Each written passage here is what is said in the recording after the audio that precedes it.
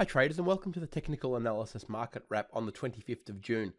So in the blink of an eye, June has left us, and the week that we've seen this week has really been a retrace of the big moves that happened late last week. So they've come back to some pretty key levels of majors, and we're going to have a look at those and see what we can find in terms of opportunity for next week. But they have behaved themselves relatively well, and they find themselves now at a place of role reversal. So we'll jump straight in and check out the charts. So the Aussie USD here is the first one we're going to have a look at. We can see the big move that we saw last week, really big, dropping through very important support zones.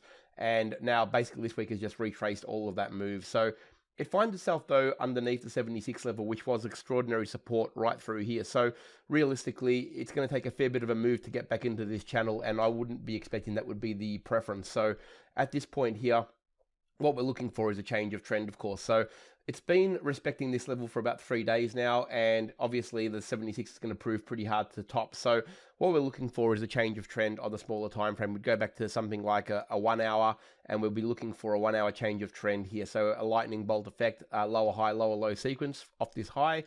And ideally, obviously, the 1 hour, we want to be trading below the moving averages. We want to see this price break down below the moving averages, and that will give us the key to actually get into this trade. Now, the first target is obviously the one where it came down to 74, sort of 70 area. That is our easy target. That's the one where it's already tested that level. We know there's not a lot of support there to actually stop it from getting there again. So if we get that change of trend reversal around this level, we know that this is where we're aiming for. Okay, so that's a fairly comfortable trade. Our take profits are going to be there. Now, there are two ways to play this trade. You could definitely get most of your profit out at this level here, but also the 73.50 level is, you've got to go out all the way to a weekly to really see it, but the 73.50 level is also a pretty strong level of support. It was resistance right through here, and you can see that it will be support if it gets there again. So that's the second target. The first target's a very clear one. That's the one I'd be aiming for. I like to, basically aim for the easy pips. That's the one that will get there and most likely to actually get there without any trouble. So that's what I would be aiming for. Look, if we can draw a fib of this basic entire move, really. We can see that if we go down all the way to the bottom, the sweet spot between the 38.2 and the 50 is right at this roll reversal zone. So it has got a lot going for it. And I think if we get that change of trend, it will be quite a good trade. But we've got to wait for it. We just don't want to short it from here. We want to wait and make sure that we get the momentum shift in our favor. All right, we'll move on to the US dollar CAD now. US dollar CAD, similar story really. It broke out of that zone, and we've seen a week of effective retrace. You can see here that we've got an inside candle here, but effectively a harami, actually a bearish harami, which are quite rare, especially on a daily chart, but it is definitely there. You can see that the close and the open of the candle were both inside the previous, and that's generally happening over a weekend gap. So look, it's come back to a level where we would probably have expected it would. You can see this level is quite important because of all of this conjecture here. The price actually consolidated for about a week around this level. Currently, it's sitting at the top range of that, but it did touch the bottom. The 50 moving average proved to be support. Quite often, it doesn't come back all the way to the 20, especially when we get such a fast move, because the 20 is still actually below the 50, so that's still catching up. And it's not probably not far off crossing. Like I could imagine that this would cross if it would take a fair move down actually to see this not cross down. So if price really smashed down again, that would be the only thing that would stop this moving average from crossing the 50, but it's already got momentum.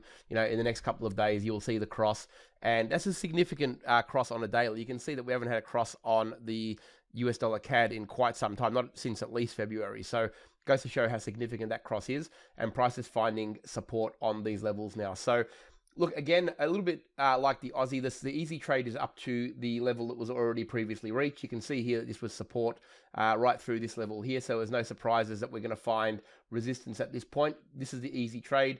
If we get the change of trend that we want up to this level here around the 124.70 area is our first target. Our second target is the 126.20 area, which is the top range of this resistance.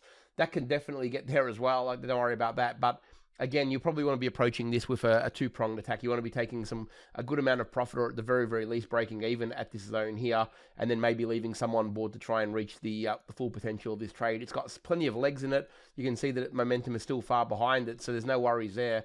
But again, I like the easy pips again, so I'd be definitely taking profit at this level here and maybe leaving some for the top end. But both of them are very realistic targets for this one. We'll move on over to the US dollar yen now. So this one's been the one that's really behaved itself the best. Even with all of the turmoil and the big moves last week, we never really saw this one react in a crazy way. And we've seen the higher low sequences continue up. So it's been a very, very steady uptrend on this one. It's respect to the 20 moving average all the way, as you can see, provided some really, really good trading opportunities.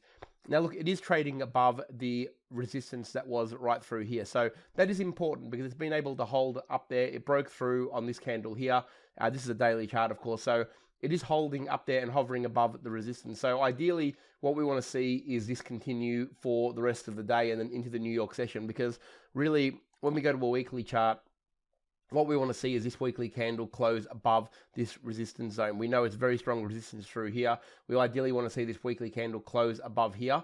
And if it does that, it really opens itself up to a move up to around that 111.50 to 111.80, even up to 112 if you really want to go to the extreme. So it's not a big move. It's only, 50 to 100 pips, but still it's got the momentum on its side and it's really broken through that stage there. So what we want to see is price basically hovering above this level here. If it can handle that, it might even go tonight, like we don't really know for sure, but if it's there on Monday morning, it really bodes well for a move up to that 111.50 to 112. So ideally what we're wanting to see is obviously a series of higher highs and higher lows above this level. So we know we've got the 110, basically 80 area. We want to see a series of high highs and higher lows on a 1 hour.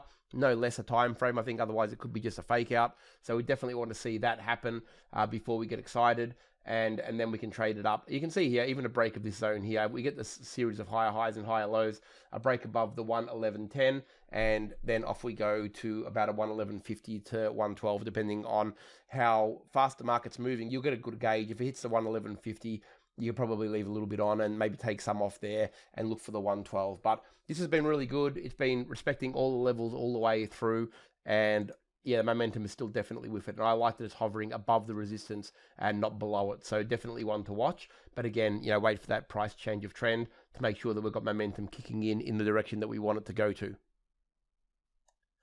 All right, we'll move on over to the dollar index. The all-important dollar index is done. It's almost like we're looking at the same chart, isn't it? We've gone through all of them and they've done the exact same thing. We've seen the big move. We've seen the retrace all the way down to the 200 moving average in this case. Now, look, the only difference between the dollar index and some of the other dollar-based pairs is the moving averages have actually crossed, and we've actually got the 20 above the 50, which is obviously a very, very bullish sign. MACD has got heaps of power left in it. You can see that it's still rising. The histogram is still rising, which tells us that the 12 and the 26 moving averages are moving further and further apart. So the speed is still with the market. This is a bit of a retrace, really. Like if we drew a fib on there, you can rest assured it'll be around that 38.2 as well. It's resting on the 200 moving average. I would have liked it probably to come back a little bit more. If it came back to this level here, which is around that sort of 91.20, I think that's probably wishful thinking. It's not going to do that now, probably not anyway.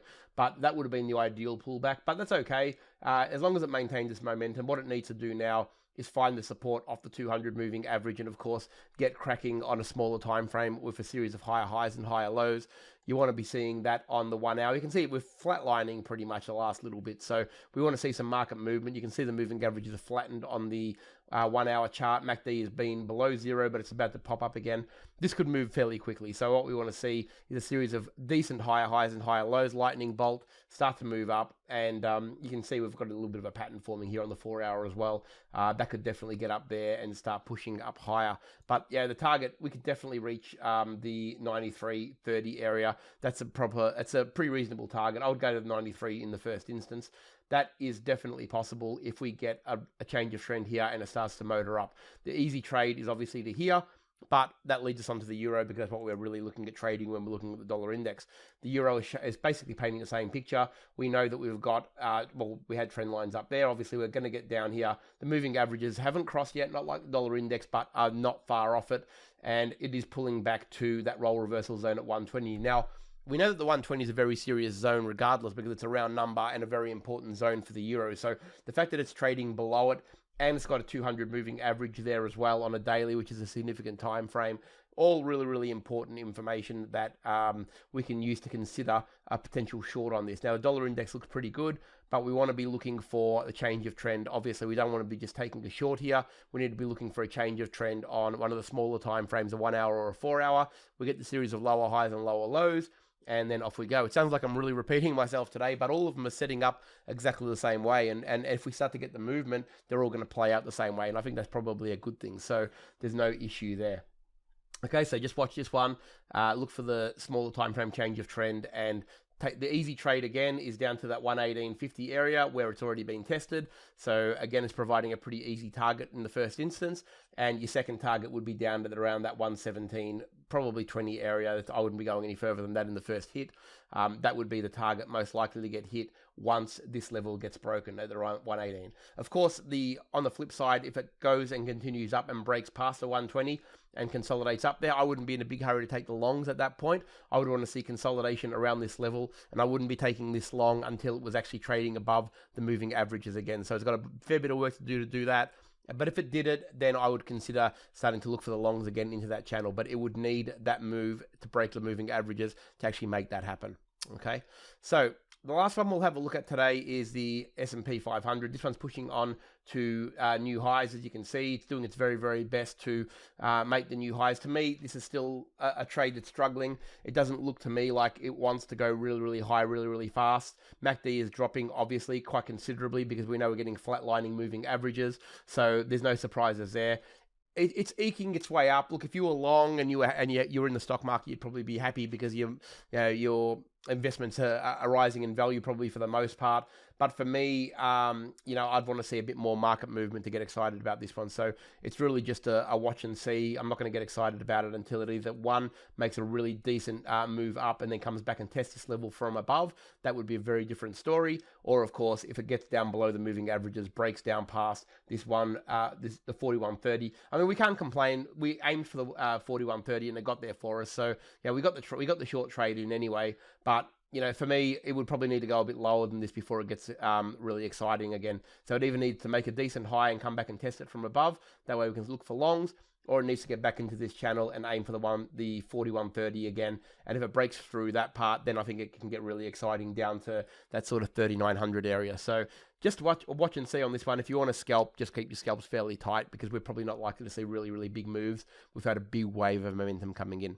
So I hope everyone's had a great week's trading. The markets have behaved themselves really well on the retraces. I think we're setting up some really good zones again today into early next week. So keep a lookout for all of those technical analysis signals that we're always talking about, the lightning bolts and the crossovers, and hopefully you'll be able to get some good opportunities. Thanks everyone and have a great weekend.